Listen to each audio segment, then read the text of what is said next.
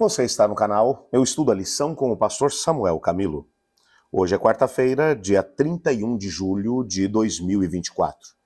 E o tema que estudaremos na nossa lição da Escola Sabatina será Rejeição e Aceitação. O texto que serve como base para o nosso estudo é Marcos capítulo 6, versos 1 a 6, que diz assim: Tendo Jesus partido dali, foi para a sua terra, e os seus discípulos o acompanharam. Chegando o sábado, passou a ensinar na sinagoga, e muitos ouvindo se maravilharam, dizendo: De onde vem a esse essa sabedoria? Que sabedoria é essa que lhe foi dada? E como se fazem tais sinais por suas mãos? Não é esse o carpinteiro, filho de Maria, irmão de Tiago, José, Judas e Simão? E não vivem aqui entre nós as suas irmãs? E escandalizavam-se dele. E Jesus, porém, lhes disse: Não há profeta sem honra, senão na sua própria terra, entre os seus parentes e sua casa. Não pôde fazer ali nenhum milagre, senão curar uns poucos enfermos, impondo-lhes as mãos.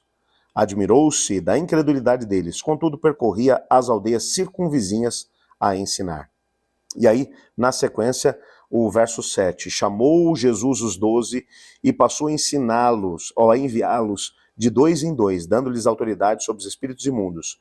Ordenou-lhes que nada levassem pelo caminho, exceto um bordão, nem pão, nem alforge, nem dinheiro, que fossem calçados sandálias e não usassem duas túnicas. E recomendou-lhes, quando entrarem numa casa, permanecei ali até vos retirardes daquele lugar. Se em algum lugar não vos receberem, nem vos ouvirem, ao sairdes dali, sacudi o pó dos pés, em testemunho contra eles. Então, saindo, eles pregavam ao povo que se arrependessem. Bem, esse texto, na verdade, vai mencionar, é mais um texto. Eu não tenho tempo aqui para poder ler tudo, porque a perícope vai até o versículo 30 do capítulo 6. Então, se você tiver a oportunidade de poder ler depois todo o capítulo, vai valer a pena, ok? Até para você poder entender um pouco daquilo que é a ênfase que está sendo dada por Marcos aqui no contexto do Evangelho. Bem, a primeira parte do texto vai mencionar uma visita que Jesus foi fazer em Nazaré. Seus irmãos ainda estavam por lá, as suas irmãs, e quando ele chega na cidade, uma coisa também improvável parece que vai acontecer. Normalmente uma pessoa que é de uma cidade pequena, quando se torna famosa, as pessoas do local ficam felizes, porque conhecem, sabem quem aquela pessoa é. Mas a mesma coisa não aconteceu com Jesus. Jesus está pregando com grande poder e autoridade, ele expulsa demônios, ele cura pessoas. Agora ele vem até a sua cidade e as pessoas parece que ficam irritadas com ele.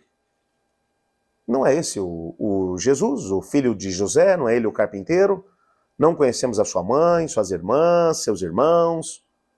E Jesus não pôde fazer muitos sinais no meio deles, a não ser alguns poucos milagres, porque as pessoas não criam nele. E Jesus passa pouco tempo e vai embora.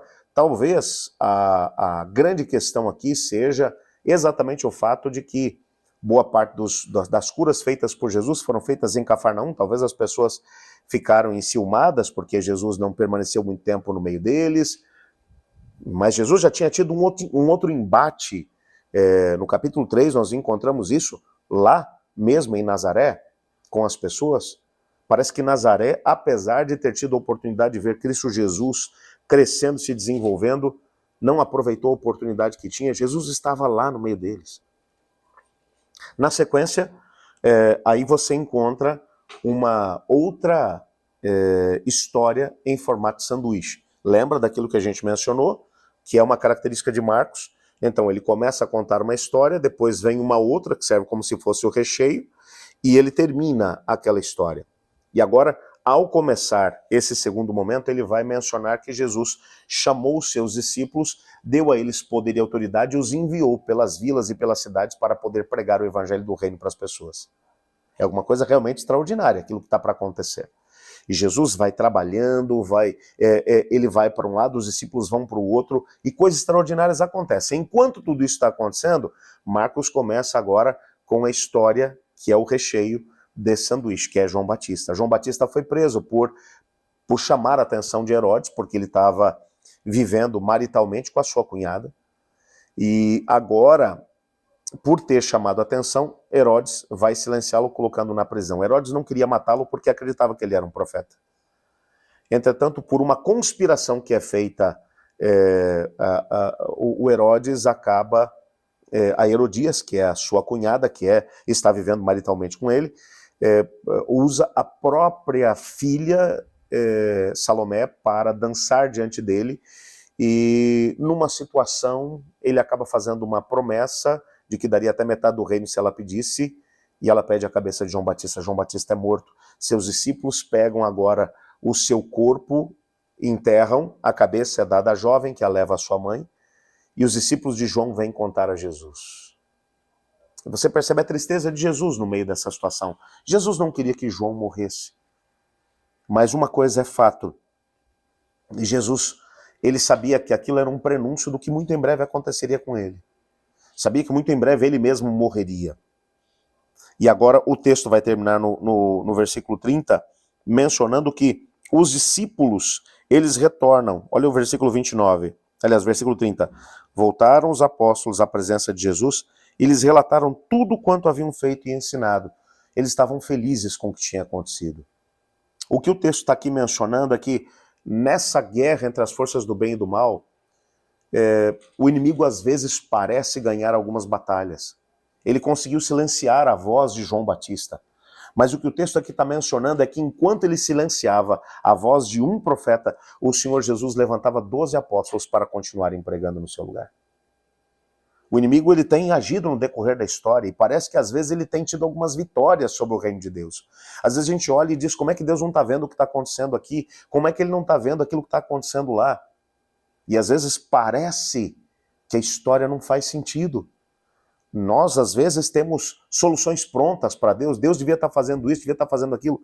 Mas Deus, em sua infinita sabedoria, ele olha para as circunstâncias, ele dirige o seu povo. Eu gosto muito de pensar em Apocalipse capítulo 4 e capítulo 5. Quando a igreja de Deus estava sendo perseguida algum tempo mais tarde, João, o último dos apóstolos vivos, estava na ilha de Patmos. Ele tem uma visão, ele vê o céu aberto, e quando ele se dá por conta, o Espírito de Deus o levou e o colocou diante do trono de Deus. E ele viu uma coisa revolucionária. Deus continuava sentado no seu trono. A história da humanidade continua sendo dirigida por Deus, mesmo que às vezes a gente não seja capaz de poder entender. A voz de João foi silenciada. O próprio Cristo mencionou que não houve um outro homem nascido de mulher tão grande quanto João. E Jesus o que estava dizendo é que João estava na sepultura esperando a manhã da ressurreição. A salvação dele estava garantida. A história de João, por mais que possa ter parecido uma história de fracasso, foi uma história de sucesso. Agora, adiante dele, os discípulos se levantavam para continuar pregando o evangelho com poder e autoridade. João conseguiu fazer um grande trabalho na região da Judéia e no país de Israel. Mas os apóstolos chegaram com sua mensagem em todo o Império Romano daquela época. Você consegue compreender? Parece que houve aqui uma perda, e houve uma perda. Mas o Senhor Deus transforma as circunstâncias e levanta pessoas capazes de poder fazer mais do que aquilo que o inimigo foi capaz de conter. É assim que Deus trabalha. É assim que Ele age. Eu hoje talvez esteja falando para alguém que está olhando para algumas perdas que sofreu. Talvez para alguém que está olhando para algumas circunstâncias e dizendo por que Deus não fez alguma coisa para impedir que essa coisa ruim acontecesse. Nunca se esqueça que mesmo que o inimigo pareça ter tido uma vitória, a vitória final e completa será sempre do Senhor Jesus. Eu queria que você abrisse seu coração diante dele agora, enquanto nós oramos por isso. Coloque suas improbabilidades diante de Jesus, coloque suas derrotas diante de Jesus e deixe que Jesus te mostre vitórias ainda maiores que estão à sua frente. Ore comigo. Muito obrigado, Senhor Deus, por tua palavra e pela certeza que temos de que o Senhor cuida de cada um de nós. Não permita que olhemos apenas para os aparentes fracassos, mas pela fé queremos enxergar as vitórias. Coloque nas suas mãos cada um desses amigos e amigas que oram comigo agora, nesse momento. Responde de acordo com a tua vontade, Pai, pois oramos em nome de Jesus. Amém. Amanhã continuaremos o nosso estudo e o tema que analisaremos será um tipo diferente de Messias. Eu estudo a lição e você?